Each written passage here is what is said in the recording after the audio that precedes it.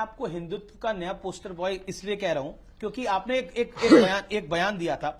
आपने कहा था कि अरे ये महाराष्ट्र है और यहां पर औरंगजेब के नाम पर कोई कुत्ता भी पेशाब नहीं करेगा। ऐसा है, हिंदुत्व को पोस्टर बॉय की जरूरत नहीं है। हिंदुत्व हमारे खून में बसता है।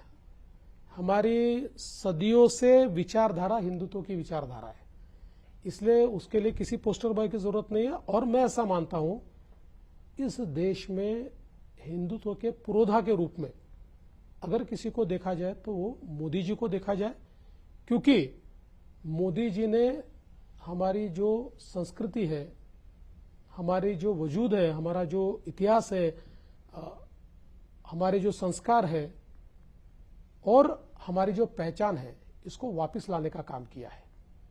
और एक समय ऐसा था कि ये सूडो सेक्युलर मंदिर जाने से भी डरते थे, छिप के जाते थे। प्रधानमंत्री जी ने वो डर लोगों के मन से निकाल दिया। तो उद्धव ठाकरे ने भी अपनी पार्टी को निर्देश दिया है कि दोबारा हिंदुत्व के एजेंडे पर वापस आई है।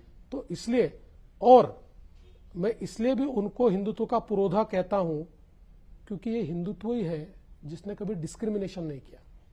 हिंदू डिस्क्रिमिनेट नहीं करता, हिंदू पूजा पद्धति के आधार पर विभाजित नहीं करता, हिंदू अपने धर्म के विस्तार के लिए आक्रमण नहीं करता।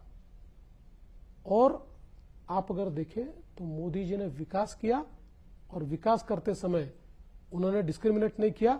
हिंदू, मुस्लिम, सिख, ईसाई, बौद्ध, जैन, कोई भी समाज का, कोई भी धर्म का, किसी की पूजा पद्धति कोई भी हो, सभी को विकास के रास्तों पर ले जाने का काम मोदी जी ने किया। आपने तो ये भी बयान दिया था कि आदित्य ठाकरे को हिंदुत्व सीखने के लिए अब सपा के पास यानी समाजवादी पार्टी और ओवैसी के पास जाना पड़ रहा है। नहीं, मैंने ऐसा है कि चुनाव प्रचार के दरमियान उन्होंने ये कहा था कि भाई देवेंद्र फडणवीस मुझे हिंदुत्व न सिखाए। जी, तो मैंने कहा था मैं क्यों सिखाऊं भाई, मैं थोड़ी कोई सिखाने वाला होता हूं। अभी तो आपके पास सपा है, आपके पास ओवैसी है, आपके पास ये सारे लोग हैं, आपको सिखाएंगे। अच्छा, कोई चांस है उद्धव ठाकरे का वापस एनडीए में आने का? देखिए, अभी हमारी मेजोरिटी ही इतनी है कि मुझे लगता नहीं है कि कोई जरूरत भी है, क्योंकि ग्राउंड लेवल पे उनके कई नेता चाहते हैं कि वापस बीजेपी के साथ चले जाएं। अब नहीं, निश्चित रूप से चाहते होंगे क्योंकि मूल डीएनए उनका हिंदुत्व का रहा है। अब उन्होंने उसके ऊपर एक हरी चादर ओढ़ ली है, लेकिन उस हरी चादर में उनके नेता कहीं ना कहीं सफोकेट तो होते हैं ना, हो रहे हैं। तो कोई चांस है आने वाले अभी साल? कोई चर्चा ही नहीं है। मुझे लगता है कि अभी उस चर्चा का कोई मतलब ये समय भी नहीं है। आपने बोला कि एक है तो सेफ है, नारा बहुत चला। योगी आदित्यनाथ ने भी एक नारा दिया था, बटोगे तो कटोगे। उसका भी कुछ इंपैक्ट रहा आपको लगता है? देखिए, दो नारे अलग नहीं है जी।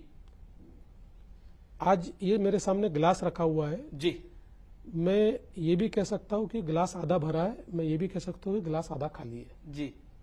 तो बटोगे तो कटोगे कहना, इसका अर्थ है गिलास आधा खाली है।